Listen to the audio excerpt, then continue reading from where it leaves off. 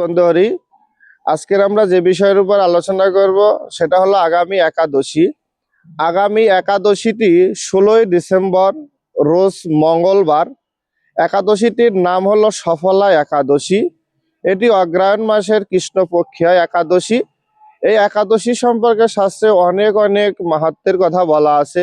এই একাদশীটি পালন করলে ইহজগতে যেমন সুখভোগ হয়, পরজগতে তেমনি মুক্তি লাভও হয়। এছাড়াও অশেষ গুণের কথা বা মাহাত্ম্যের কথা বা প্রাপ্তি যোগের কথা বলা আছে। এই একাদশীটির পালন পরের দিন অর্থাৎ সফল একাদশীর পালন হবে 17ই ডিসেম্বর বুধবার সকাল 10টা 18 মিনিটের মধ্যে।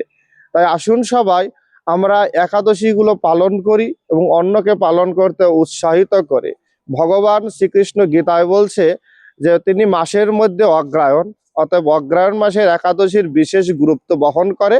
তাই একাদশীগুলো পালন করি এবং অন্যকে পালন করতে উৎসাহিত করি। সবাই ভালো থাকবেন। জয় জগৎবন্ধু।